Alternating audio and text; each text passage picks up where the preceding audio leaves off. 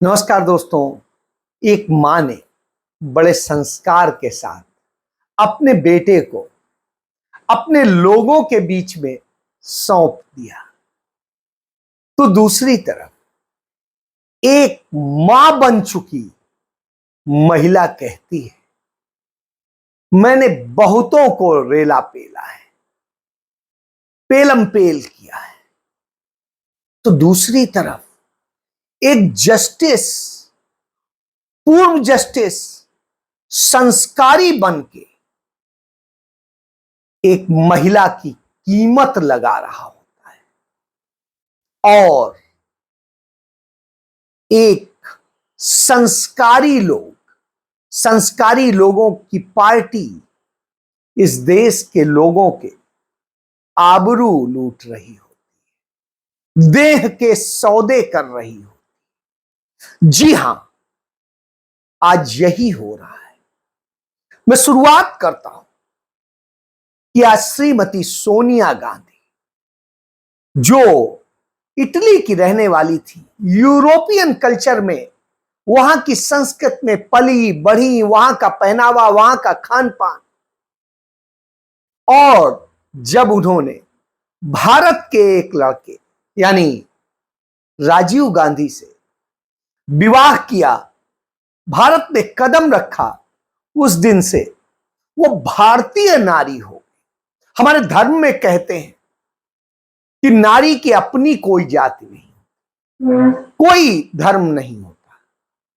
वो जब जिस पुरुष के साथ ब्याह करती है वह स्वीकारती है।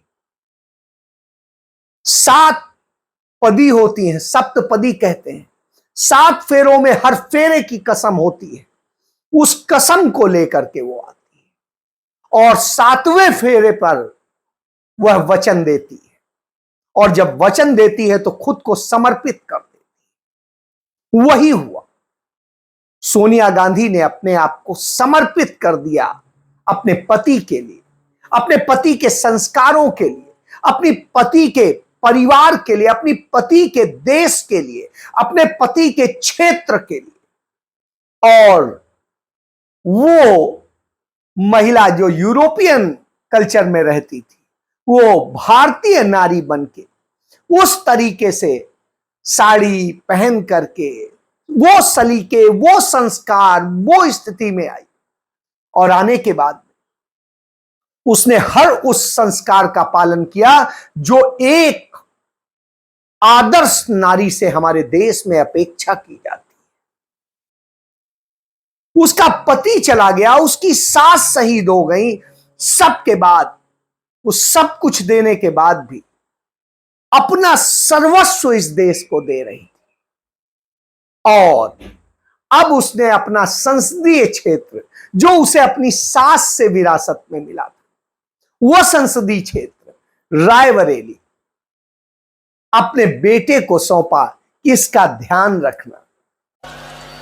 भाई और बहनों, मैं आपको अपना बेटा सौंप रही हूं।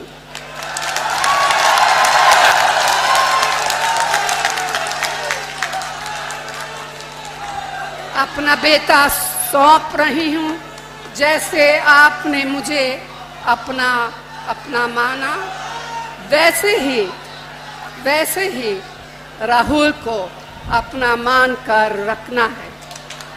ये राहुल आपको निराश नहीं करेगा।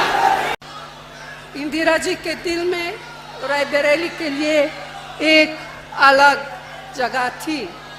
मैंने उन्हें काम करते हुए करीब से देखा। उनके मन में आपके प्रति असीम लगाव था। मैंने राहुल और प्रियंका को वही शिक्षा दी जो इंदिरा जी ने और रायबरेली की जनता ने मुझे दी।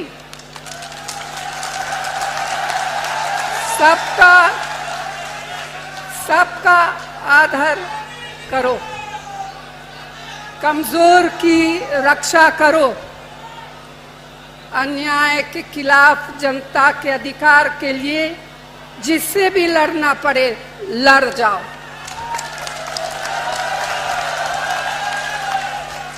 डरना मत, क्योंकि संघर्ष की तुम्हारी जड़ें और परंपराएं बहुत मजबूत है।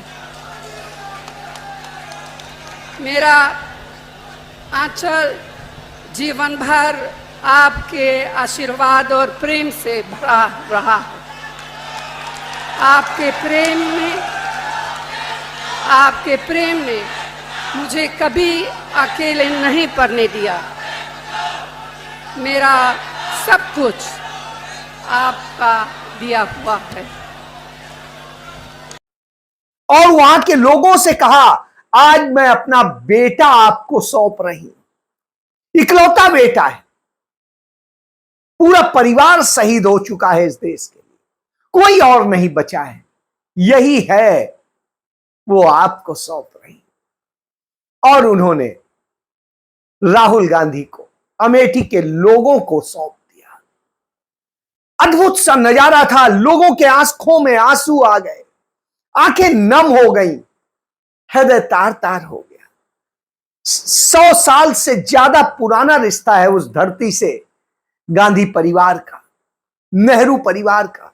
जब 103 साल पहले पंडित जवाहरलाल नेहरू अपने पिता मोतीलाल नेहरू के आदेश पर वहां के किसानों के दर्द में उनके साथ खड़े होने आए थे, उनके लिए लड़ने आए थे, तब कोई राजनीति नहीं थी, दिल से लड़ने आए थे, लड़ा, उनके लिए खड़े हुए, अंग्रेजी हुकूमत से लड़े, जेल गए, लेकिन झुके नहीं। और देश आजाद हुआ तो वह भूमि उनके दामाद को मिली, उनके दामाद वहां से सांसद बने, यानी राहुल गांधी के बाबा, दादा भी कह सकते हैं, बाबा भी कह सकते हैं। और उसके बाद, उनके निधन के बाद में उनकी पत्नी श्रीमती इंदिरा गांधी वहां आई। उन्होंने उनके साथ में कंधे से कंधा मिलाकर वहां के विकास के लिए काम किया। और उसके बाद वहां से सोनिया गांधी आई, उन्होंने वहां के लिए काम किया। और 20 साल के बाद अब वो राहुल गांधी को सौंप। अद्भुत सा नजारा था, वहां की जनता बिल्कुल भाव विभोर थी, सारी पार्टी लाइन से ऊपर, क्योंकि वहां समाजवादी पार्टी के भी कार्यकर्ता थे, कांग्रेस पार्टी के भी थे, दोनों के बब्बर शेर बन के खड़े थे। राहुल गांधी कहते हैं बब्बर शेर, वो खड़े थे। और दोनों के नेता उस मौके पर मौजूद थे। समाजवादी पार्टी के राष्ट्रीय अध्यक्ष अखिलेश यादव भी थे और कांग्रेस पार्टी की प्रमुख सोनिया गांधी भी थी, राहुल गांधी भी थे और प्रियंका गांधी भी थी। और बेटा रायबरेली को सौंप दिया गया, वही रायबरेली जहां से होते हुए गंगा बनारस जाती है। बिना रायबरेली के वो बनारस नहीं जा सकती है। तो उस रायबरेली ने गंगा में भी योगदान किया है, उसे गंगा को गंदा नहीं किया है, गंगा को पवित्र रखा है, वो रायबरेली। बहरहाल इस घटना को देख के जहां लोग उन संस्कारों को याद कर रहे थे, उनकी बात कर रहे थे, जोश में नारे लग रहे थे कि इतने लाख से जीतेंगे, उतने लाख से जीतेंगे, कितने से जीतेंगे आने वाला वक्त बताएगा, लेकिन इतना जरूर है, ये शानदार। उधर राहुल गांधी और अखिलेश यादव अमेठी पहुंचे और वहां से जो केएल शर्मा चुनाव लड़ रहे हैं, गांधी परिवार के सिपाही कहे जाते हैं, तो दोनों ने उनके लिए जोश भरा और कहां ने रिकॉर्ड जिताई। राहुल गांधी ने कहा, मैं यदि रायबरेली से सांसद होऊंगा तो अमेठी का भी सांसद होऊंगा। बीजेपी ने भाइयों और बहनों अमेठी का नुकसान किया है, आपसे फूटपाथ छीना, ये जो AK-47 की फैक्ट्री थी उसका कॉन्ट्रैक्ट छीना, पब्लिक सेक्टर की जो फैक्ट्री थी उनको प्राइवेटाइज कर रहे हैं, IIT छीन लिया। जो भी हमने यहां दिया वो नरेंद्र मोदी जी ने छीनने की कोशिश की। बहुत काम किया यहां पे हमने, यहां पे नेशनल हाईवे का जाल मैंने फैलाया, अमेठी को बाकी हिंदुस्तान से जोड़ा, petroleum institute, Rashtriya Udan academy, HAL, BHEL, CRPF training camp, carbine वाली फैक्ट्री जिसका कॉन्ट्रैक्ट नरेंद्र मोदी जी ने कैंसिल किया अदानी जी की मदद करने के लिए। तो एक बात तो मैं आपसे कह रहा हूं, इंडिया की सरकार बनेगी, गारंटी करके कह रहा हूं, फूड पार्क यहां लगेगा, मैं लगाऊंगा। हम चाहते हैं कि अमेठी चमकता हुआ सितारा हो, पूरी दुनिया में आपका नाम हो, और जो पहले विकास होता था वही विकास एक बार फिर अमेठी में हो। जो भी रायबरेली के लिए होगा, लिख लो आप, वही एग्जैक्ट चीज अमेठी के लिए होगी। अगर 10 रुपए विकास के रायबरेली जाएंगे तो 10 रुपए विकास के अमेठी आएंगे। 500 करोड़ आए, 1000 करोड़ आए, हाईवे आए, इंफ्रास्ट्रक्चर आए, पुल आए, जो भी आएगा, राहुल गांधी आपको वायदा कर रहा है, जो भी रायबरेली में आएगा उतना ही अमेठी में आएगा। क्योंकि रायबरेली की 2 विधानसभा सीटें अमेठी में आती हैं। तो आप समझ सकते हैं कि अमेठी की 5 सीटों में से 2 रायबरेली की ही, और फिर KL शर्मा वहां 41 साल से समर्पण भाव से काम कर रहे हैं। स्वाभाविक सी बात है। अखिलेश यादव ने भी कहा, और अखिलेश यादव ने दोनों जगह, चाहे अमेठी हो चाहे रायबरेली हो, एक चीज कही कि उन गद्दारों को सबक सिखाएंगे। जो गद्दार हमारी पार्टी के भी, जो गद्दार कांग्रेस पार्टी के भी, उनको सबक सिखाना है, और यह जनता बताएगी। तो आज जनता इतना खुश थी, भाव विभोर थी, कि वो वायदे कर रही थी, आप बस हम पे छोड़ दो, अब हम करेंगे, आप कुछ नहीं करोगे। गजब का विश्वास था, वह आज देखने को मिल रहा था। इसके बाद दूसरी तरफ देखने को मिलता है, भारतीय जनता पार्टी में शामिल होने के बाद में कैसे चाल चरित्र चेहरा हो जाता है। इसका उदाहरण देखने को मिला कि पश्चिम बंगाल में हाई कोर्ट के जस्टिस रहे जस्टिस अभिजीत गंगोपाध्याय, जिन्होंने सालों साल जो फैसले सुनाए, वो बताते थे कि वो किसके निर्देश पर फैसले कर रहे हैं, क्यों वो भारतीय जनता पार्टी के हिसाब से फैसले कर रहे हैं, नरेंद्र मोदी के हिसाब से फैसले कर रहे हैं। वही देखने को मिला। जैसे ही हुआ, चुनाव की घोषणा हुई, उन्होंने कहा कि इस्तीफा देते हैं, और इस्तीफा दिया। अगले दिन वो इस्तीफा मंजूर हो, उसके पहले ही भारतीय जनता पार्टी ज्वाइन कर लेते हैं, और उसके बाद में भारतीय जनता पार्टी उन्हें टिकट दे देती है। वो महिलाओं की कीमत लगा रहे हैं, महिलाओं की कीमत। कहते हैं वो 2-2 हजार में बिक रही हैं, वो इतने में बिक रही हैं, और ममता बनर्जी के लिए, जो वहां की मुख्यमंत्री हैं, कहते हैं वो 10 लाख रुपए में बिकती, 10 लाख रुपए उसकी कीमत। यानी आप देखिए क्या संस्कार हैं, यह संस्कार हैं। यदि यह संस्कार हैं तो यह भारतीय संस्कार तो नहीं है, लेकिन भारतीय जनता पार्टी के संस्कार जरूर। क्यों कह रहा हूं भारतीय जनता पार्टी के संस्कार? क्योंकि भारतीय जनता पार्टी की राष्ट्रीय महिला आयोग की अध्यक्ष इस पर उन्हें नोटिस नहीं करेंगी। शिकायत के बावजूद अब तक नोटिस नहीं हुआ है, कोई कार्रवाई नहीं। उधर झूठे मामलों में नोटिस करेंगे, दूसरे पार्टी के लोगों को नोटिस करेंगे, उसके लिए बड़ा ध्यान रखेंगे, लेकिन यहां देखेंगे भी। इससे आप समझिए दूसरी तरफ नरेंद्र मोदी की सबसे प्यारी, सबसे अजीज, जस्ट उनके बंगले के पीछे वाले बंगले में रहने वाली, जिसका रास्ता पीछे से अंदर से उन्हीं के बंगले में खुलता है, वो स्मृति ईरानी। वो स्मृति ईरानी कहती है एक इंटरव्यू में एक यूट्यूबर से कि वो कैसे पेलम पेल किया करती थी। गवर्नमेंट हाउसिंग में आरके पुरम नाम की जगह है दिल्ली में, वहां पे रहते थे। और वहां पे अगर किसी ने किसी को बोल दिया कुछ, तो लड़कियां सबसे पहले मेरे पास आती थी कि इसको पेलना है, इसको पीटना है। पीटा है आपने कभी? पीटा है, एक बार तो ऐसे पीटा है, मतलब जो आरके पुरम में रहते हैं, हाँ। उनको उसकी ज्योग्राफी समझ में आएगी। मतलब माँ बालकनी में लॉक करके नीचे छज्जे के नीचे आके लड़कियों को पीटा है। यहाँ पे माँ क्या आज भी उसको पेल रही थी, उसके दो दोस्त देख रहे थे। मेरी माँ को नहीं पता था कि मैं मारपीट करती हूँ। जब दिल्ली में होती थी कैसे पेलती थी, कैसे क्या करती थी। मतलब आप सोचिए, ये संस्कार हैं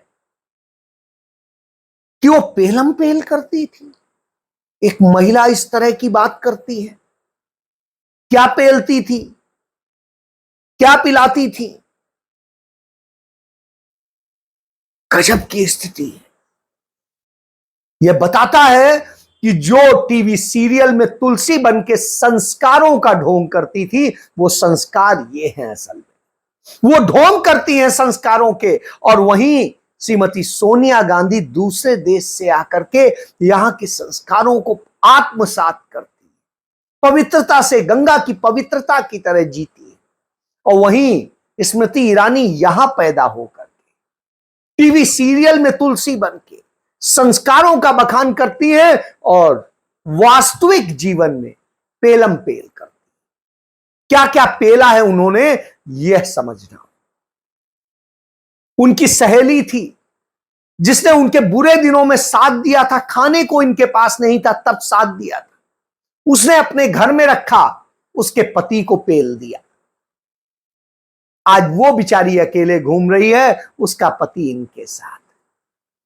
तो ये पेलती है, यह पेलती हैं कि झूठ बोल के अमेठी के लोगों को पेल दिया, और अमेठी के लोग शिकार हो गए। ये सब छिनवा दिया, देने को कुछ नहीं दिया। वहां एक अस्पताल था जो राजीव गांधी ने बनवाया था, राहुल गांधी ने उसे डेवलप किया था, वो संजय गांधी हॉस्पिटल, उसको पेल दिया, उसको बंद करवा दिया। फिर ये तो कहिए हाई कोर्ट से ऑर्डर लेके आए तब वो खुला। वो वहां की लाइफ लाइन है। अब आप समझिए, तो ये पेलने वाली किस किस को पेला है, किस किस के घर बर्बाद किए हैं, क्या क्या किया है। इसीलिए शायद अखिलेश यादव ने कहा सिलेंडर वाली जो है, ये जो खुद सिलेंडर बन चुकी है, वो सिलेंडर वाली स्मृति ईरानी अब सरेंडर कर चुकी है। कि अमेठी में सिलेंडर वाले लोग, अमेठी में सिलेंडर वाले लोग अब सरेंडर कर रहे हैं। और मुझे वो समय भी याद है जब अमेठी में मीठी चीनी के लिए कड़वा झूठ बोला गया था। याद है कि नहीं याद है? मीठी चीनी के लिए कड़वा झूठ बोला गया था, और ये कड़वा झूठ बोलने वालों ने क्या आपको 13 रुपए किलो चीनी दी है क्या? और इस बार अमेठी वाले कह रहे हैं कि जिन्होंने 13 रुपए किलो में चीनी नहीं दी है, उसको अमेठी वाले वोट नहीं देने जा रहे हैं। वो हमेशा हमेशा के लिए स्मृति हो जाएंगी। ये अमेठी की आवाज दिल्ली लखनऊ तक पहुंच रही है और मुझे तो ये लगता है कि जब से कांग्रेस और समाजवादी पार्टी साथ आए हैं, गठबंधन बन गया है, उन्होंने अपनी बंबई वाली टिकट कटवा ली है और वो घबराए हुए हैं। ये एक पे एक नहीं है, ये एक और एक 11 होकर के मुकाबला कर रहे हैं हम लोग। और जब एक और एक 11 हो गए हैं तो भारतीय जनता पार्टी वाले 9-2-11 हो जाएंगे। कहां सरेंडर कर चुकी हैं ये तो आने वाला वक्त बताएगा, लेकिन यह हालत तो इन संस्कारों की स्थिति क्यों है? यह स्थिति क्योंकि जो भारतीय जनता पार्टी का पट्टा पहनता है वो इसी तरह हो जाता है। इनके चाल चरित्र चेहरे के दोष हैं। उदाहरण मौजूद है, तमाम उदाहरण मौजूद है। जितने बलात्कारी निकले, चाहे वो विधायक हो, मंत्री हो, कुछ हो, वो भारतीय जनता पार्टी के निकलते हैं। आगरा में मुझे याद है एक फार्म हाउस से सेक्स रैकेट चल रहा था, किसका था? भारतीय जनता पार्टी के नेता। मध्य प्रदेश में सेक्स रैकेट चलाने वाले कौन थे? भारतीय जनता पार्टी के नेता। एक महिला जो सेक्स रैकेट चला रही थी वो कौन थी? भारतीय जनता पार्टी की नेता।